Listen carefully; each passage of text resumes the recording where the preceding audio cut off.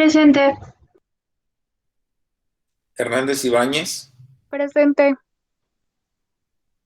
Ibáñez Vázquez, Presente. Islas Antonio, Presente. Lagunas Garduño, Presente. López Bolaños, Presente. Luna Ilustre, Presente, profe. Márquez García,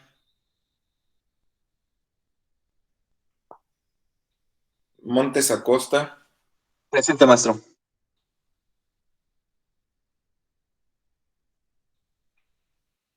Ortiz Navarro, Presente.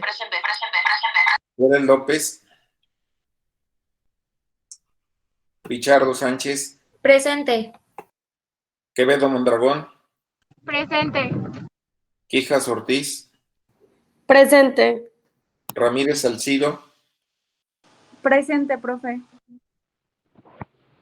Ricardo Cermeño, Presente. Rivera Rojas, Presente. Rivera Sánchez, Presente. Rodríguez Castañeda, Presente. Rodríguez Solís, Presente. Sánchez López,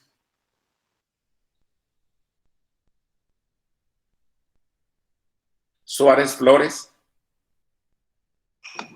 Presente, Suárez Flores. Tavares Montero.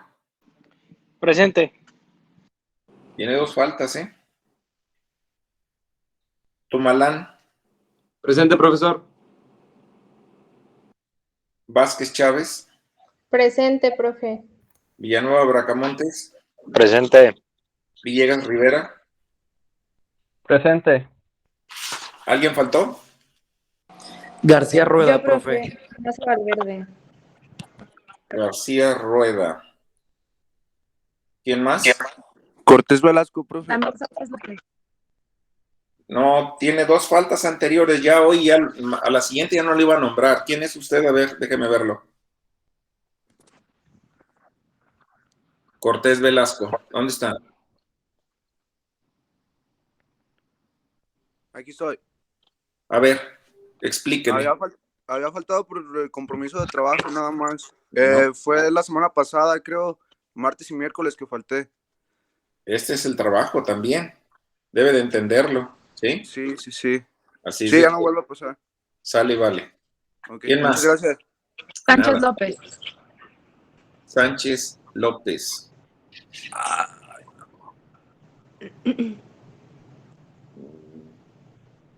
¿Quién más?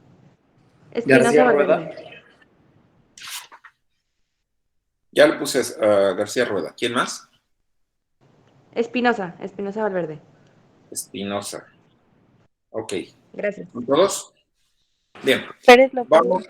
Vamos a subir el tema, el primer tema del equipo que le corresponde. Adelante. ¿Quién es? Somos nosotros, el equipo 2. En un momento Échele compartimos estilo, pantalla. pues. Sale.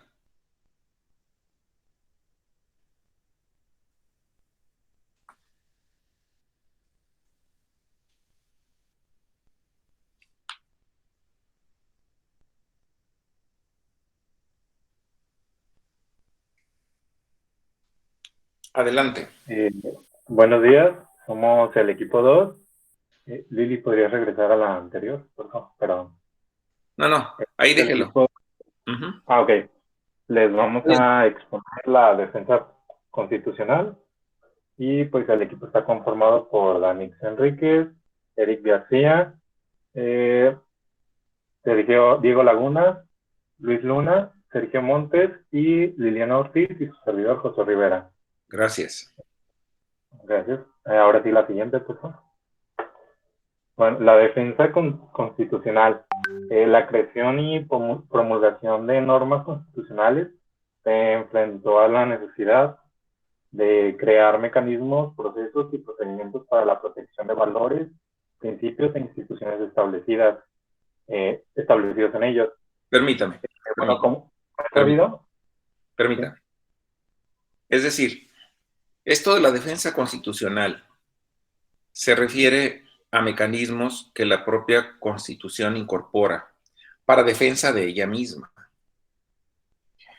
Es que es muy importante establecer que quien ejerce el poder en muchas ocasiones incurre en excesos o en defectos que vulneran los principios fundamentales de la Carta Magna, de tal forma que ella crea esos mecanismos que vienen a ser o constituir el derecho procesal constitucional, es decir, una serie de procedimientos que se establecen para defender precisamente el espíritu de la Constitución. Obviamente que de los más destacados está el juicio de amparo, la acción de constitucionalidad y la controversia constitucional.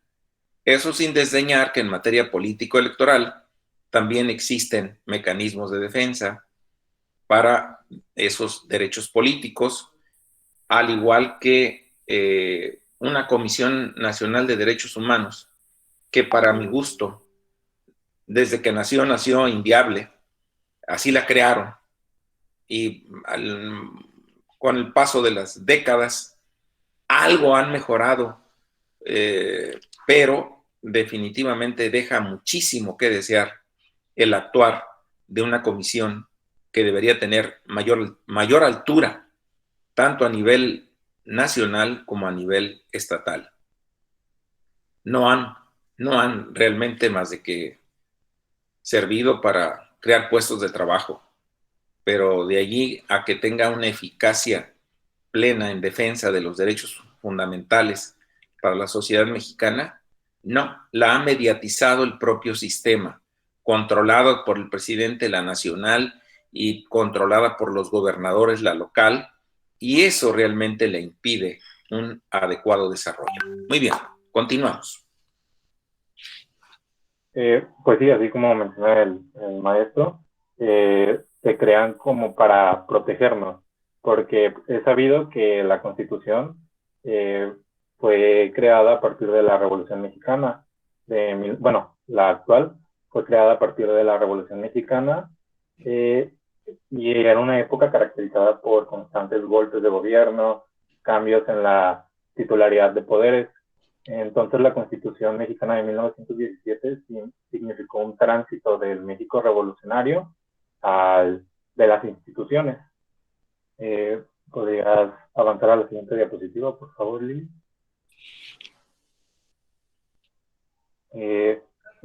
Los abusos en el ejercicio del poder de los órganos del Estado tuvieron la urgencia de establecer limitantes para el ejercicio de las relaciones constitucionales, el cumplimiento de las disposiciones normativas y las garantías de los derechos fundamentales. La defensa constitucional ha sido dividida en dos ámbitos: la protección constitucional y las garantías constitucionales.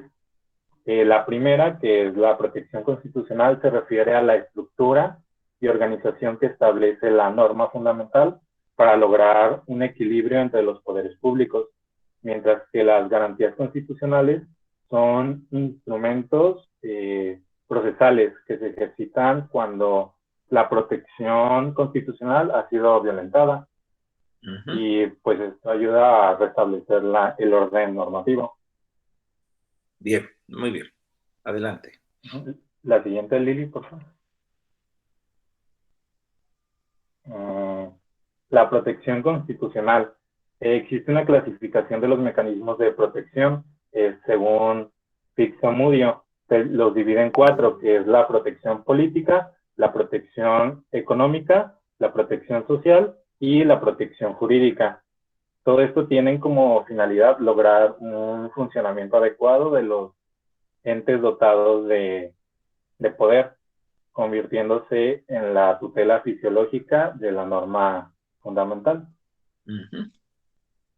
Fisiológica se refiere al funcionamiento, ¿sí? Ya ven que la fisiología estudia el funcionamiento del cuerpo humano, pues aquí el aspecto fisiológico es de cómo funciona el aparato de gobierno. No sé si quede claro hasta ahí. Nos queda muy claro que funciona a través de una división de poderes, de un municipio y de toda una estructura que tiene cada uno de estos poderes. No sé si me doy a entender. Aquí el problema que México ha vivido desde que esta Constitución nos rige ha sido la marcada hegemonía e influencia que tiene el poder ejecutivo sobre el resto de los poderes.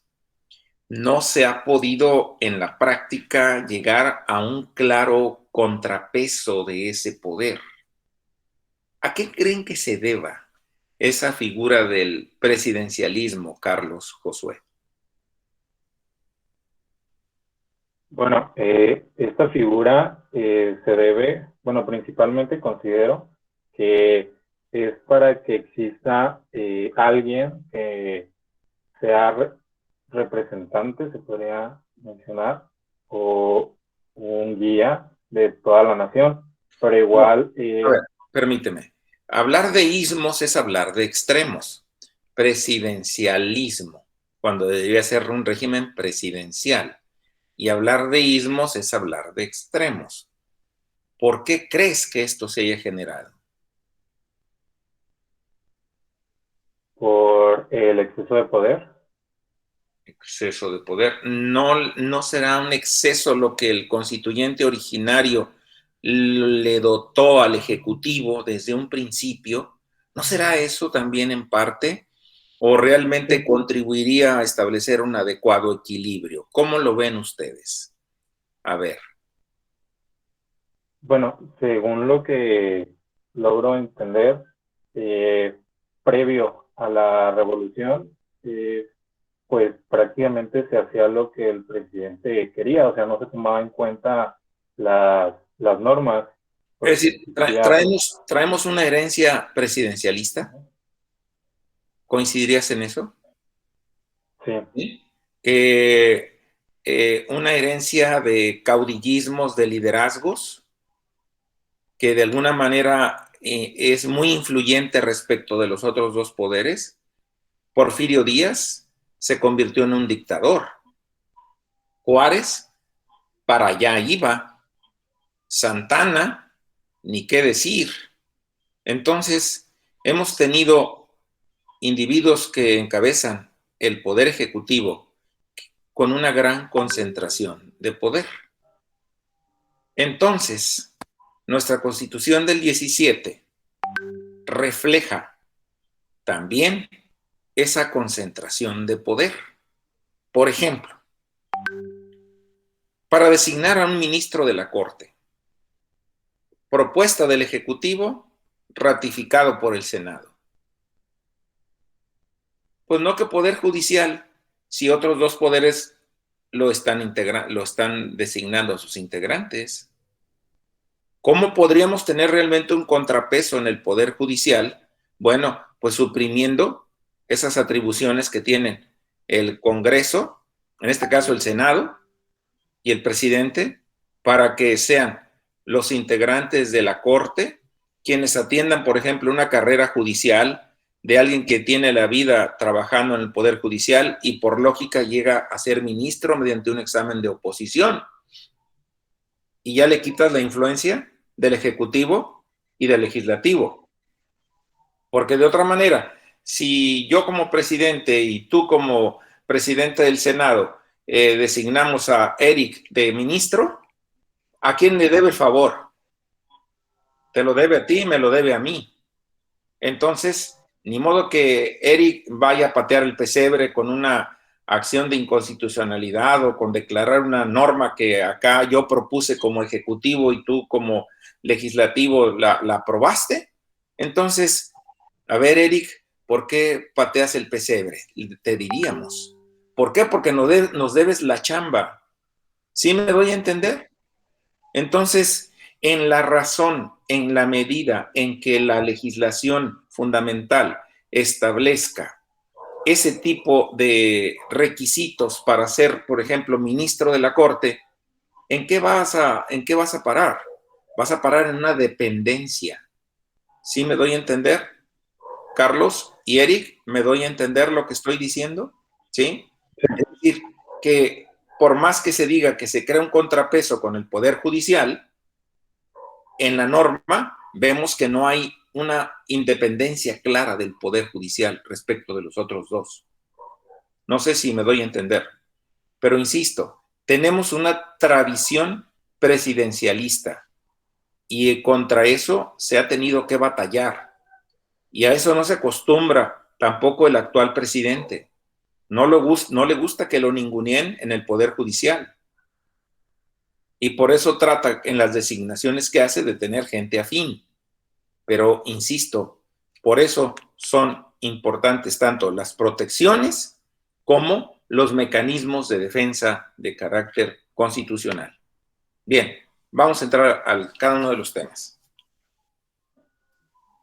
Sí, la siguiente, por favor. Buenos días, yo voy a hablar de la protección política. No, Lili, la pasada. Eso es, gracias. Bueno, como sabemos, el supremo poder de la federación se divide en legislativo, ejecutivo y judicial. Esto con el propósito de no tener demasiado poder en uno y, pues, por lógica no se pueden reunir dos o más en una sola persona o corporación. Permítame, esa es la pretensión, pero la realidad es otra, como lo estoy comentando, ¿sí? La realidad es otra. El presidente en turno normalmente tiene el control del legislativo. Vean, ¿sí? Entonces, es bueno en cierto sentido, pero en otro no tanto, porque normas que pudieran ser totalmente contrarias al espíritu de la Constitución por capricho de un presidente y por un legislativo domesticado, sometido, la norma se va a aprobar. ¿Sí me doy a entender? Entonces, ¿quién sería el freno ahí? El Poder Judicial a través de acciones y ley y amparos. Entonces, ¿para qué establecer esta clase de, por qué establecer esta clase de frenos y contrapesos? Creo que para acabar precisamente con autoritarismos, ¿sí?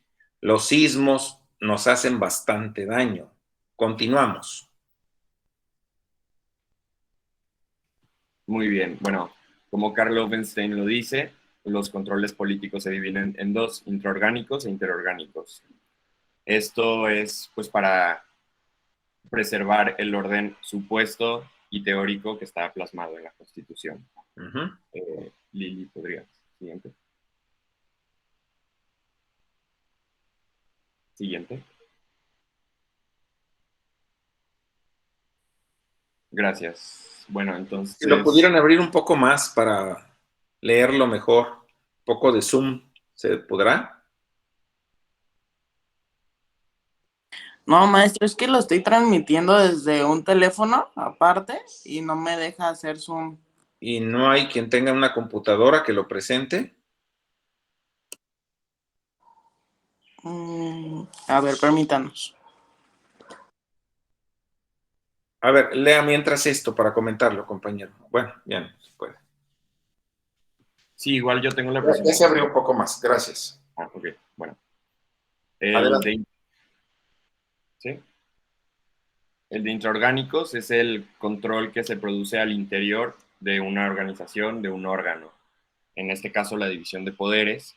Y para poner un ejemplo, podríamos decir que es el poder legislativo, que es un congreso que, como sabemos, está dividido en dos cámaras, la de diputados y la de senadores, y esto supone un control de índole político a través del proceso legislativo. Y en este se instala un control de constitucionalidad y legalidad cuando se turna el proyecto de ley o el decreto a la Cámara Revisora para que manifieste su conformidad o las observaciones, y pues así pueda pasar la ley sin violar la Constitución. Permítanme, nada más para recordarles. El camino de una norma es la iniciativa primero, iniciativa de ley. Va a llegar a una cámara de origen. La cámara de origen bien puede ser la de diputados o bien puede ser la de senadores. Si la la Cámara de Origen, esta donde llega la de diputados, la de senadores será revisora. Si la iniciativa llega a la Cámara de Senadores, la revisora será la de diputados. ¿Sí queda claro? Es el mecanismo de la norma de que debe de pasar por las dos cámaras, una de origen y una revisora. Y si es aprobada en ambas, ¿a quién le corresponde, Citlali, la promulgación y la publicación? Citlali. Pues a cualquiera de las dos. Ay, Dios. ¿Qué no llevaste constitucional? Sí. Ah, pero pasaron de ¿Ejecutivo? noche. A ver, Arad. Al Ejecutivo. Al Ejecutivo le corresponde la promulgación y la publicación. ¿Qué es la promulgación de una ley, Ricardo?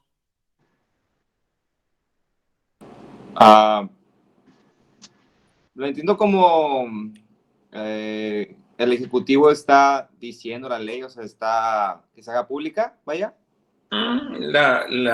Es el acta de nacimiento de una ley, ¿sí? Es decir, la revisan, la aprueban, la promulgan y luego la publican. Entonces, viene del latín pro vulgo, dirigida al vulgo, al pueblo, ¿sí? Entonces, la promulgación, algunos tratadistas la consideran como el acta de nacimiento, pero luego hay que publicarla para que se indique cuándo entra en vigor la iniciación de la vigencia. ¿Sí me doy a entender? Entonces, el Ejecutivo tiene esas tareas de promulgar y publicar una norma. ¿Sí queda claro o no? ¿Ninguna pregunta? Seguimos entonces. A ver, apague el micrófono porque está oyendo ruido. Adelante. Adelante. Sí, nada más estoy esperando a que pasen a la siguiente diapositiva. Ahí está. Gracias. Bueno, ahora vamos con los interorgánicos, que son los instrumentos que permiten el pleno ejercicio de la división de poderes. Esto es a través de las limitaciones recíprocas entre los órganos estatales y así no se concentra ningún tipo de facultad, de poder o algún bloqueo de actuaciones. Por ejemplo, el presidente de la República, que revisa el ejercicio de las atribuciones conferidas al Poder Legislativo, como estaba comentando el maestro hace un momento, y puede limitar su actuar o alguna legislación a través del veto presidencial. Y de esta manera el Poder Legislativo también puede vigilar el actuar del presidente a través del informe de gobierno que pues, está obligado a dar. Bueno, hipotéticamente es el mecanismo que utiliza el legislativo, porque recuerden que es el legislativo el que aprueba el presupuesto de ingresos, es decir, qué impuestos vamos a cobrar, y también aprueba el presupuesto de egresos, en qué los vamos a gastar. Entonces, quien ejecuta ya el presupuesto es el Ejecutivo. El Legislativo se encarga de decir, este impuesto del valor agregado, este impuesto de aranceles, este impuesto de sobre la renta, etcétera, ¿sí? Entonces, el Legislativo crea las normas tributarias. El Ejecutivo es el que las aplica, el que las ejecuta. ¿Sí me doy a entender? Por eso tiene tanto poder el Ejecutivo, porque pues tiene el dinero, tiene los recursos. Y ya decía uno que fue dueño de Televisa, el que pone el oro pone las reglas, aunque realmente nosotros ponemos el dinero como contribuyentes, pero quien lo administra es el Ejecutivo, a través de normas que autoriza el Legislativo de carácter tributario. No puede el Ejecutivo cobrar un solo peso si no está fundamentado en una norma, que les quede claro. No puede, por ningún motivo, el Ejecutivo cobrar un solo impuesto si no está previsto en una ley. ¿Sí queda claro o no queda claro? ¿Ninguna pregunta? Seguimos.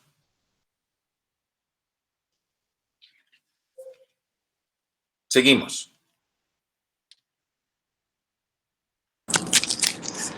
Ok, por ejemplo, en este caso que la protección social se refiere a cuando se habla de la... Espérenme. ¿Quedó claro lo de la protección política? ¿Quedó claro o no quedó claro? Liliana, ¿me la podrías resumir? La protección política. Nada más para saber si la entendimos o no. Te escucho. Sí, en realidad, pues estábamos hablando de que el encargado es el supremo poder de la federación. Entonces, Pero, ¿por qué llamarle protección política? A ver, piensen, aunque sea peligroso. A ver, Diego o Carlos, ¿por qué llamarle protección política? Bueno, en este caso es porque son los controles políticos, o sea, los tres poderes, que se dividieron los poderes entre ellos para que tuvieran cierta autonomía, pero también entre ellos se pudieran controlar. Es decir, relacionar y controlar, ¿verdad? Es decir, pesos contra pesos. A eso se refiere la protección política, ¿sí? De que unos tienen una tarea y otros tienen otra tarea. No sé si me doy a entender. Es decir, uno tiene tareas específicas y al mismo tiempo tiene controles, ¿sí? Por eso, si el legislativo y el ejecutivo se ponen de acuerdo para crear una ley inconstitucional, ve al Poder Judicial para que éste declare la inconstitucionalidad de esa ley. No sé si me doy a entender. Y por lo tanto tenga efectos derogatorios. A eso se refiere la protección política, en esa división de poderes y que a la vez cada uno tiene mecanismos de funcionamiento, cada uno de los poderes, de manera intraorgánica. No sé si quede claro. Por ejemplo, el legislativo tiene todo un proceso para hacer una norma, desde la iniciación desde la iniciativa de ley, desde la discusión, desde la aprobación, ¿sí? Todo ello es parte de los mecanismos intraorgánicos de cada uno de los poderes. ¿Me estoy dando a entender o no? Antes de pasar a otro, ¿ninguna pregunta? Hablen ahora o callen para siempre. ¿Nada? Ok, continuamos. Porque yo voy a preguntar mañana quizás, y quiero que me lo expliquen bien. Si no, notas. Bien, continuamos. Cuando se habla de la protección social que tiene la Constitución, hacemos referencia a las fuerzas sociales posicionadas como un contrapeso al poder, con la intención de preservar el poder constitucional. Básicamente, la protección social, como su nombre lo dice, no, se podría creer que solo se divide el poder en tres poderes. Y es así, pero también para que nosotros como ciudadanos tengamos voz, es que entran las llamadas organizaciones civiles, que son las siguientes.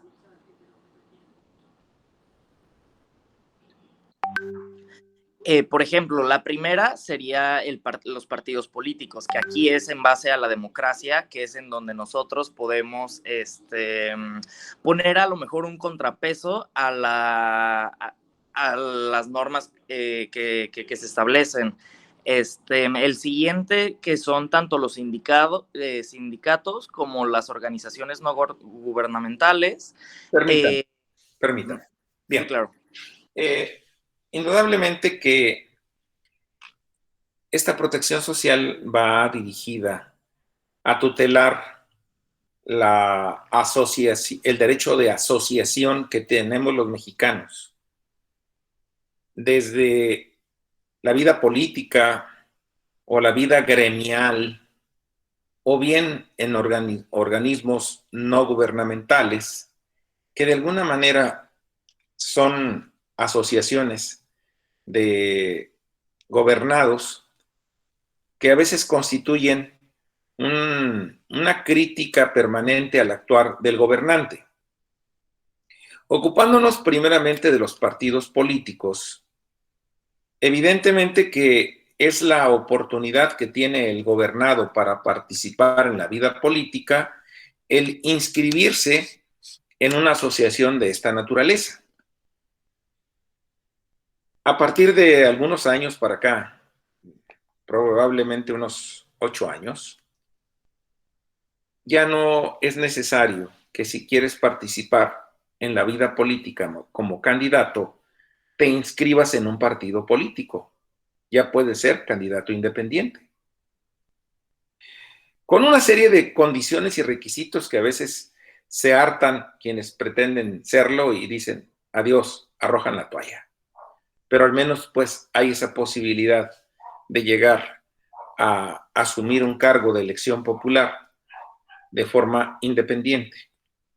Me queda claro que el Estado mexicano y también el Estado como entidad federativa eroga cantidades multimillonarias a los partidos políticos, que a veces son verdaderas veletas que andan sin rumbo y se venden al mejor postor como prostitutas. Y esto para mayoritear si conviene o no conviene alguna iniciativa de ley, etcétera. Y obviamente, ¿quién los compra? Pues quien tiene el poder, el control del poder ejecutivo. Tal es el caso actualmente de, por ejemplo, Morena, que es mayoría, y si se le adhieren los patitos como el PT, y no recuerdo, creo que hay otro por ahí, el Verde, que ese también se vende al mejor postor, pues constituyen una mayoría superior. De tal forma que ahí es lo que todavía no se ha logrado frenar, ese incremento de partidos políticos que a veces pululan como hongos en los bosques en tiempos de lluvias, y tal parece que es un negocio y no realmente una representación política, porque tú te extrañas de que hoy lo ves de color azul, mañana de tricolor, pasado de amarillo, al siguiente día de otro color, en fin. ¿Y dónde queda la ideología política de ese sujeto? ¿Sí? Pues está a la venta y quien lo compre es el dueño. De tal manera que se ha viciado esto de los partidos políticos, para mi punto de vista, en nuestro país. Tenemos realmente partidos que no tendrían ni razón de ser de su existencia y en los que se gasta bastantes recursos que tanto los necesitamos en otras áreas de la vida económica del país. De tal forma que tiene que revisarse eso, porque, insisto, el partido político es como una especie de negocio de unos cuantos sujetos vividores que aprovechan elecciones, ya sea locales o federales, para crear un partido, pero es a la luz de normas que ellos mismos han ido creando. Y dicen que el que hace la ley hace la trampa. Entonces, me queda claro que hemos tenido esa clase de organizaciones que no justifican para nada haber gastado tanto dinero en ellas. Los sindicatos. Esta es otra agrupación que de manera originaria tiene un fin excelente: mejorar las condiciones de vida de los agremiados a ese sindicato. Esa sería, yo creo que la importante justificación. Pero ¿qué ha ocurrido en la práctica? Que al igual que con los partidos políticos, se han viciado, ¿sí? Se han enriquecido vilmente muchos de sus líderes en detrimento de los que representan. Y si no, tenemos ejemplos claros, como en el caso de la educación, que esta señora que estuvo guardada en la cárcel, ahora imagínense, tiene un partido político. ¿De qué se trata? ¿Sí? ¿Que no tenemos memoria? ¿Que no tenemos vergüenza? ¿Que no tendremos dignidad para tener a una líder magisterial incrustada ahí con ese pasado criminal? Y así podríamos ir viendo líderes sindicales corruptísimos, ¿sí? y que de alguna manera han contribuido a la miseria, como dice un autor. Los sindicatos son fabricantes de miseria en muchos países de Latinoamérica, ya sean sindicatos de empresas particulares o sindicatos de trabajadores del Estado. Por donde le vean, la podredumbre está al orden del día y la propia ley los cobija al no establecer obligaciones de los sindicatos de rendir cuentas de todos los fondos que perciben de sus trabajadores. Son la mayoría de los sindicatos, tanto públicos como privados, verdaderas simulaciones de representación de sus trabajadores.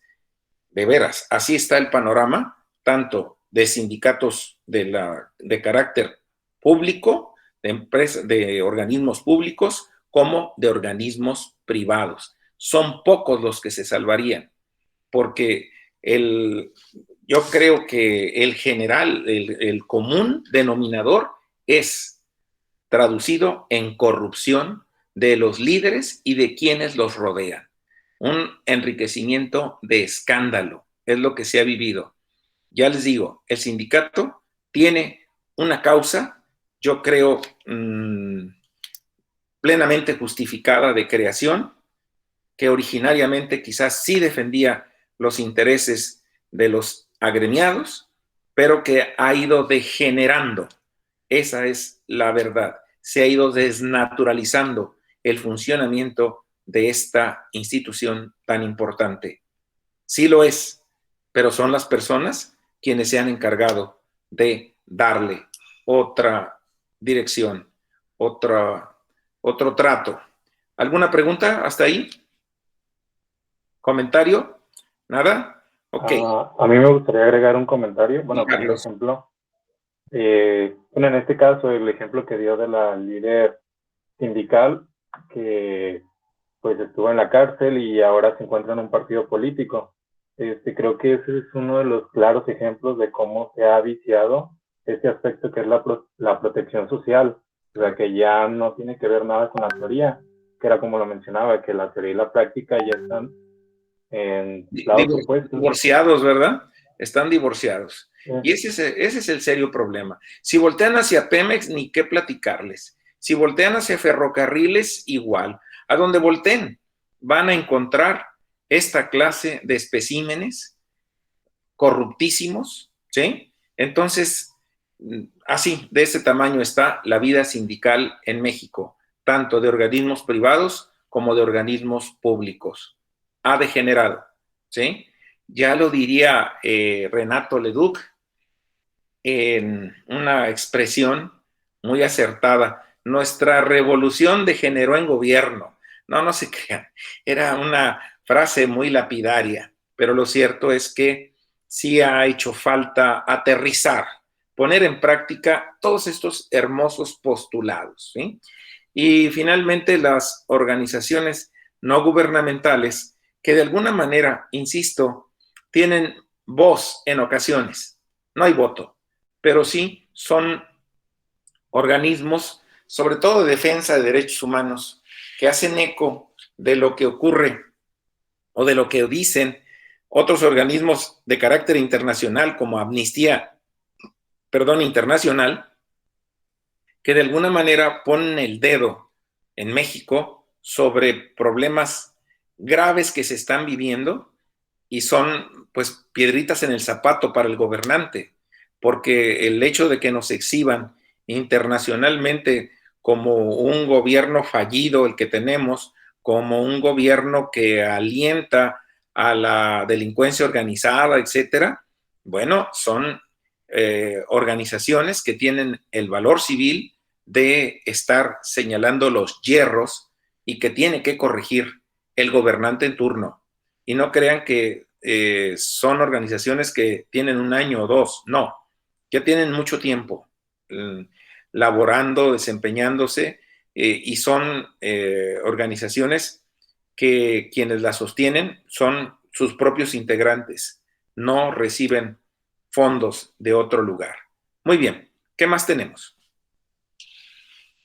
Ok, y por concluir, también tenemos las organizaciones no gubernamentales, las cuales son organizaciones civiles, podría decirse, las cuales se reúnen para velar por sus propios derechos y que se cumplan a la normativa. Un ejemplo de estos podrían ser podríamos encontrar las manifestaciones que se han encontrado últimamente, que como su nombre lo dice, no son gubernamentales y lo único que están buscando es el exigir el cumplimiento de los derechos que en el tema anterior era pues las normativas que se han estipulado. Por ejemplo, algo que le duele al pueblo mexicano es la desaparición forzada de personas.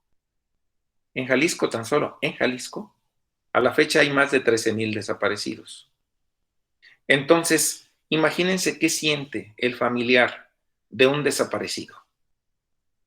Frustración, en fin, hay cualquier cantidad de sentimientos que van a estar con esas personas.